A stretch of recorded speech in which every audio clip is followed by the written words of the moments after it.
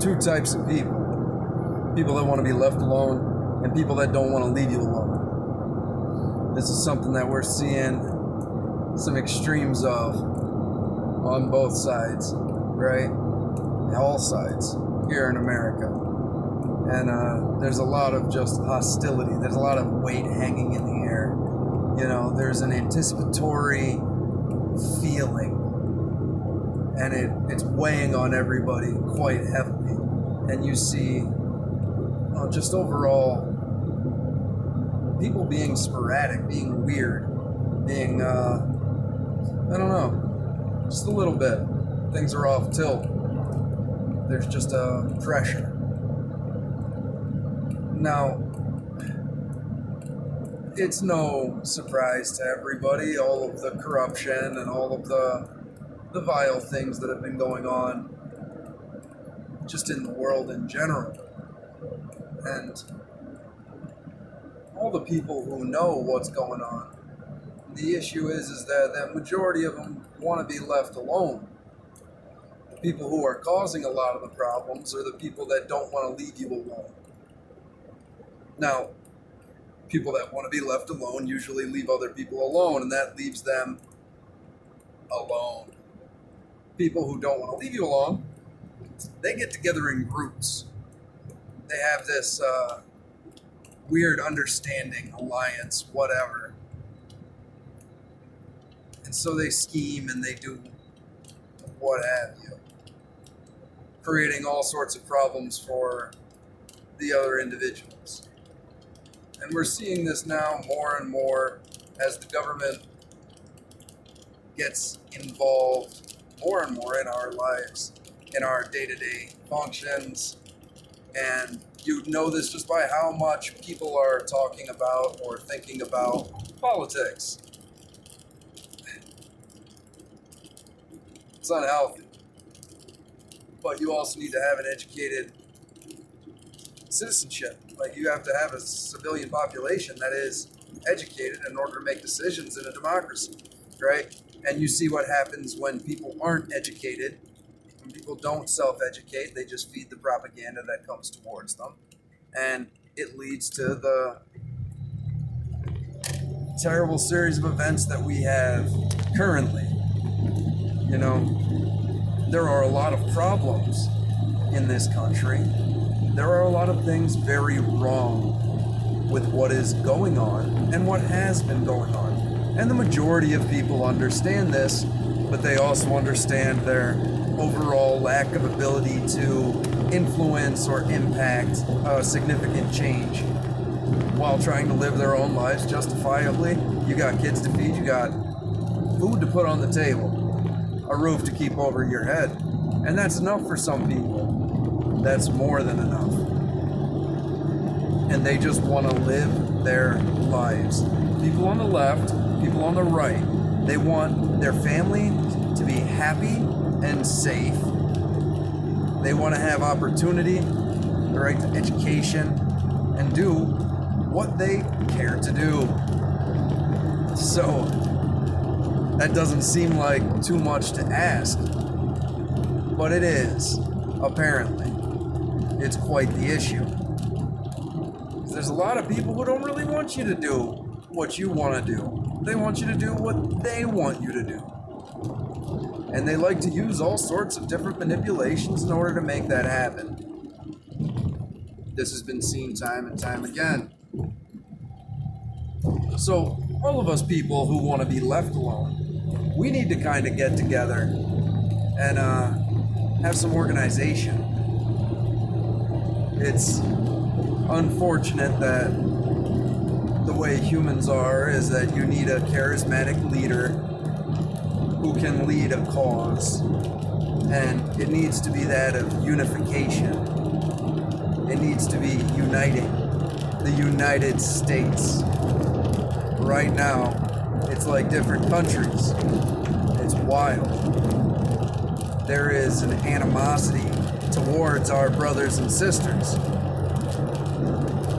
Now, I think that there's less of an animosity if people actually had the discussions that needed to be had. You know, have you ever had somebody tell you, this person said such and such, this person said this or whatever, and then you're like, damn, I thought that they were my friend. I thought that we had something, and now this person's talking all this smack. But if you don't see that other person and confirm it for yourself, they might be like, what are you talking about? Oh, I said this, and that was taken dramatically out of context as a response to this that the other person instigated, or that could be an outright lie. You know? Right now, we are relaying information through middlemen, and these middlemen control the narrative.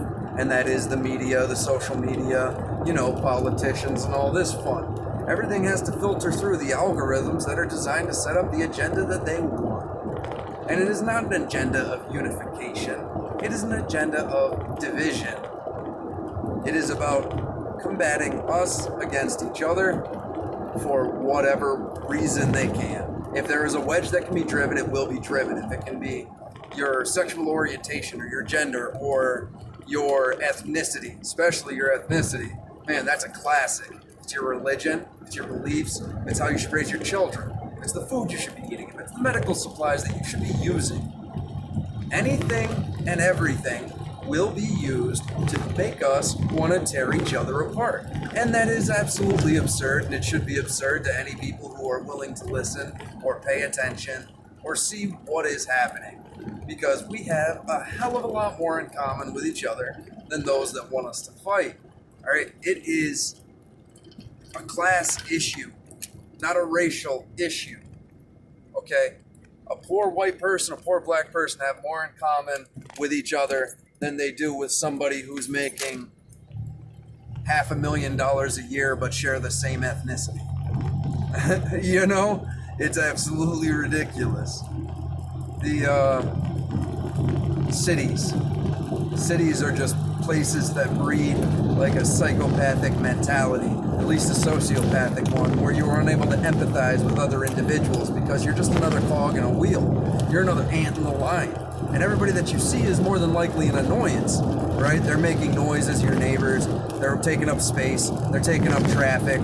You know, nothing will make you hate your fellow man more than sitting in traffic and seeing how foolish people can be, except maybe hopping on some social medias. But people are doing plenty of that as well.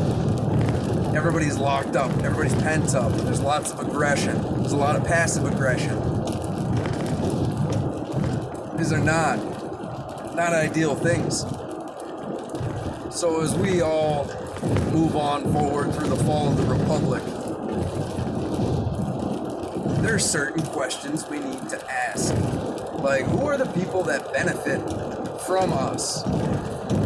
You know, tearing down privately owned businesses, mom and pop stores. Who are the people that benefit from the lockdowns? Who are the people that benefit from the division? You know? Look, if you can get your enemy to destroy itself from within, it is like a war of economy. You don't have to lose your men. You don't have to waste your funds. You don't have to do anything like that, right? 4th and 5th generational warfare. Now, we have a very large arsenal as a nation. We have the most powerful military in the world. That's good, sure, well enough. Got a bunch of problems with the military-industrial complex and how it is all just a vast way to funnel the nation's wealth into the hands of very few, but that's another subject. You look at how much money was made by the rich during these lockdowns.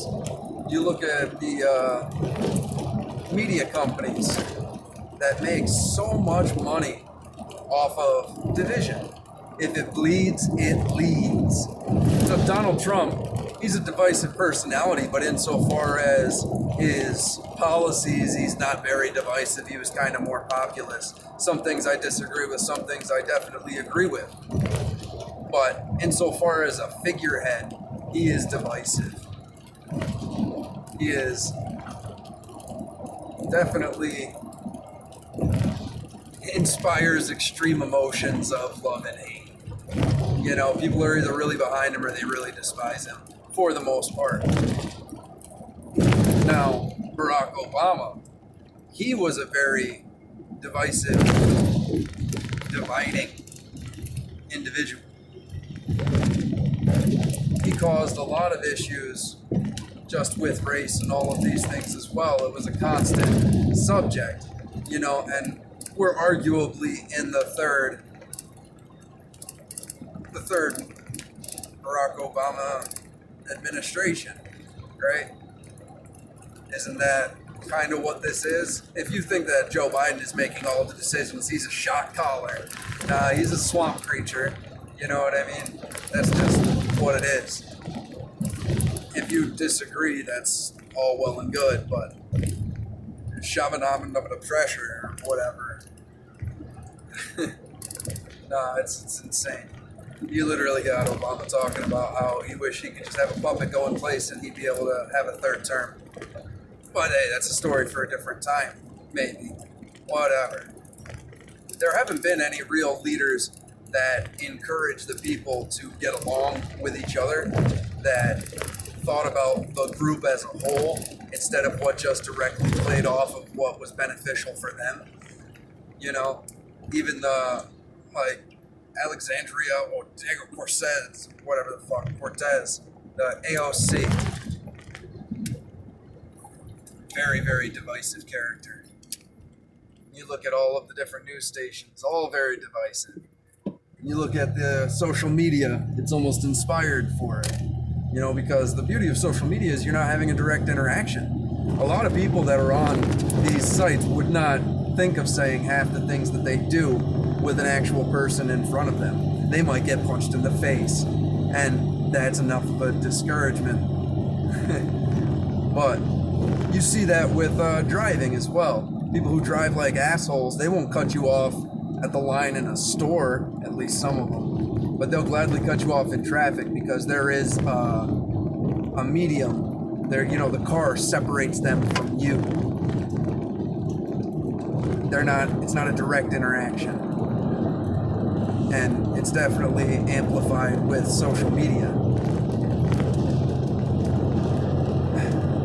Like, go out and have conversations.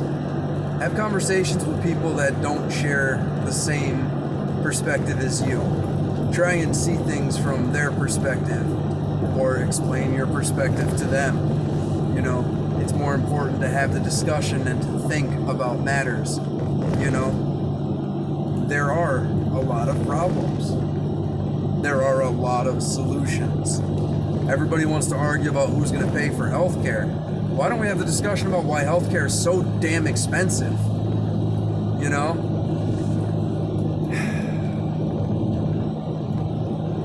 We really need to get our heads out of our asses and realize that this is adult time.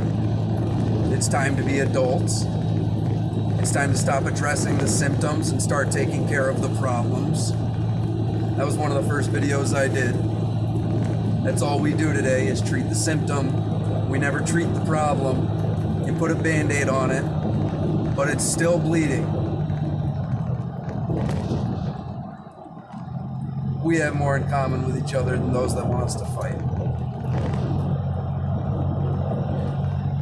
That's it. Remember it. Love your brothers and sisters.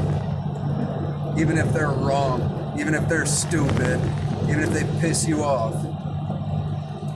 There is a reason why they believe the way that they do. Have they been misinformed? Hey.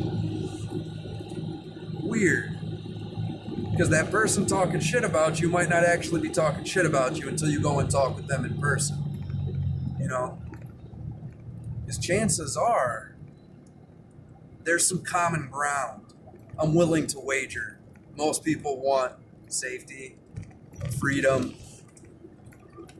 and a chance to thrive. They want the opportunity to thrive and the ability to create. And this is slowly being taken away from the people. You see that with the massive depreciation of our spending power, and this has been going on for a very long time. Back when it was $1.25 minimum wage, there was still silver in the quarters. So like the weight of the silver in those quarters amounts to like 30 some dollars an hour today, 20 some dollars an hour today. So you could make a decent living with a minimum wage job. So there are arguments for that. That's one of the things that made this nation so great. We have more in common with each other than those that want us to fight. It's 3 times I said it. Best of luck.